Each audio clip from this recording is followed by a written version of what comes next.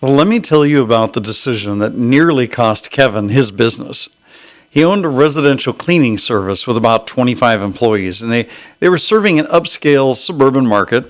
And for 8 years, Kevin had built a solid reputation by treating both his workers and his clients well, paying fair wages, providing quality work, and offering honest pricing. But 2022 hit his business like a freight train. Inflation drove up the cost of supplies by almost 40%. Gas prices made his mobile services very expensive to operate. And several of his biggest commercial contracts didn't renew because companies were cutting budgets. And meanwhile, his residential clients were pushing back on any price increases. So Kevin was caught in a classic squeeze. Costs are going up, revenues are staying flat. That's when he started making what he called temporary adjustments. He switched to cheaper cleaning products without telling clients. Not a huge deal. But the worst thing he did was that he started scheduling his teams for impossible routes, expecting them to clean more houses per day without any increase in pay or acknowledgement of the extra pressure. Well, his reasoning? Everybody needs to tighten their belts right now. We're all in this together.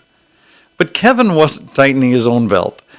He kept his salary the same, he maintained his company-owned car, and he continued his monthly golf membership at the country club where he networked with potential clients. But the breaking point came when Maria, his most experienced team leader, who'd been with him for 6 years, requested a meeting. She said, "Kevin, I need to talk to you about what's happening with our schedules." She said, "We're being asked to do 8-hour jobs in 6 hours with cheaper supplies that don't work as well, and then we're getting blamed when customers are unhappy and complain. This doesn't feel like the company I started working for." Well, Kevin's first instinct was to defend the changes. "Well, Maria, you know how tough things are right now. Everyone has to do their part." But Maria said, "I understand that. But it feels like your everyone means the people who can't afford to quit. Your suppliers still get paid on time. You're still driving your new truck.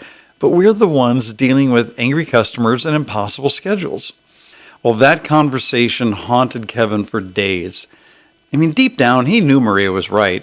He was passing all the financial pressure downward to people with the least power in his business, his hourly workers who couldn't negotiate, and his customers who had already paid for services.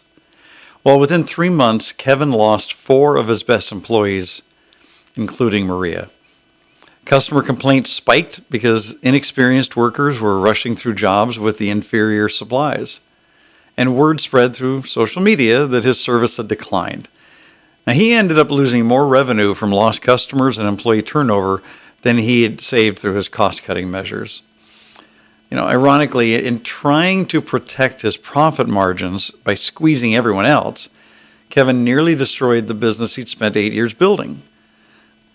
Proverbs 22:16 says, "One who oppresses the poor to increase his wealth, and the one who gives gifts to the rich, both come to poverty." Now, this proverb identifies 2 ways leaders destroy themselves: putting pressure on people who can't push back, and prioritizing those who already have power or advantage. Now, Kevin fell into the first trap. When his business got squeezed, he passed that pressure down to his hourly workers and his locked-in customers, instead of looking for more equitable solutions.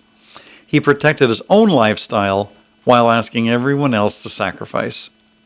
But notice the proverb also warns against the second extreme, giving to the rich.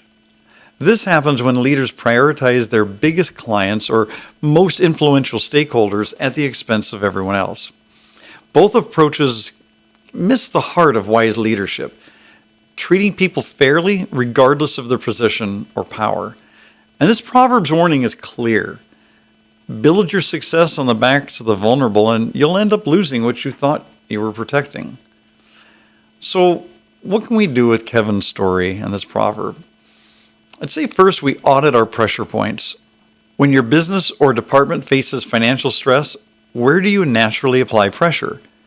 Are you asking the people with the least power to bear the most burden? And 2, share the sacrifice. If belt tightening is necessary, Make sure leadership is taking the biggest cuts, not passing all the pain downward. People will accept hardship if they see it's genuinely shared. And third, protect your reputation with the powerless.